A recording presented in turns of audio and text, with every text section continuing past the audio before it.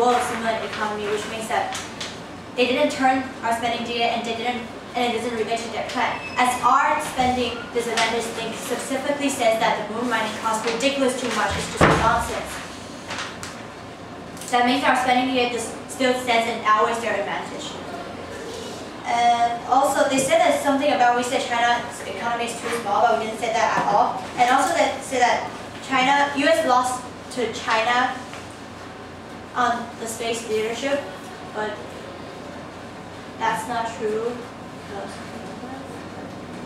China can't compete with US in space, but also in 2011, America is laying the groundwork for its greatest space endeavors and sending astronauts to the moon. China's space ambitions are modest. Their space station will be complete until 2020 at the earliest. China Space News announced that they are tentatively considering gigantic super rocket. Careful reading the Chinese article reveals that the preliminary feasibility study, not any actual plan to build a rocket. It shows that China's technology cannot compete with US in terms of space. So they're not gonna US will never lose to China. They don't have a. They're US way ahead of China. There's no Asian space race. Day 2007. 3 of these countries are Asian, leading many of these press to talk about an Asian space race, even if there are no data to back it up. There's no Asian space race. Just because 3 Asian countries are sending missions to the moon does not mean they're racing each other there. The fact that China and India have lunar spacecraft doesn't represent the race between them and US. It shows that there is no Asian space race and we're not supposed to worry about it. No impact to China monopoly. Defense News 2009. China and the United States remain close trading partners and enjoy a symbiotic economic relationship. And sure, relations soar. It's not guaranteed vital trade will collapse. During the Cold War, the United States and Soviet Union mutually benefited from trading ranging from agriculture to strategic materials. It shows that China and the United States and Russia has good relationship and there's no space race between either of them. Now I would like to extend our solvency. 7. They can't solve the international cooperation. Freeman, the space review 2011. American leadership is a phrase that we hear bandied about a lot in political circles in the United States, as well as many space policy discussions. It has many different meanings. Some of these contradictory terms sometimes absorbed and anticipated from non-Americans and some applicants of international cooperation. Space exploration and development are often overlooked in foreign relations and geopolitical strategies. It is true that American leadership can be used as a nationalist call to advance American interests to the expense of non-American interests. But more often it may be used as an international call for promoting mutual interests and cooperation. It shows that space exploration and development can only be accomplished through that international cooperation the plan would not solve. 8. Radiation from space causes cancer, neurological damage, and degenerative tissue disease. Detroit Space Summit 2008.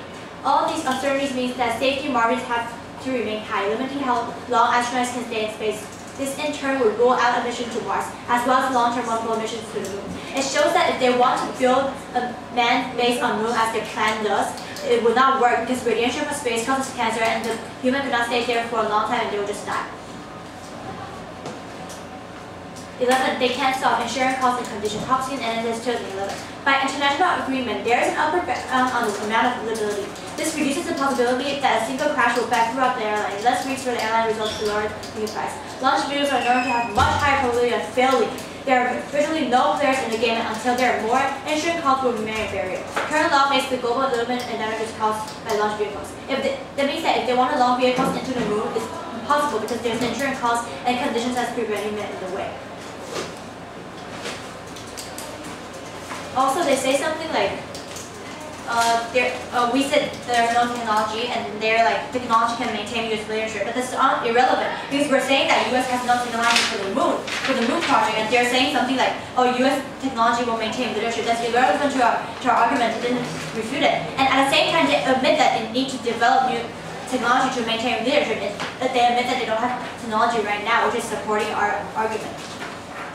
Also, no solvency for lunar mining. Transportation laws, no human settlement, and no property right. Winter 2011. One of the impediments to large-scale mining of the moon resources is the high cost of returning them to Earth.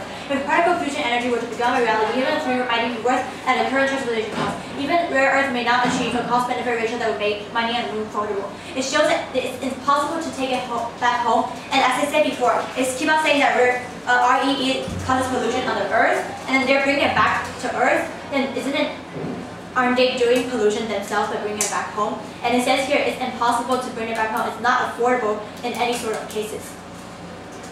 Also, for large-scale lunar mining to take place, these questions need to be resolved by international agreement. It will also be useful to have human presence on Earth and form a lunar system. It shows that if they really want to do lunar mining or even annual mining, the question is that they need international agreement and they do not include that in their plan, and they are doing it along with U.S. federal government, which means that their plan will not work.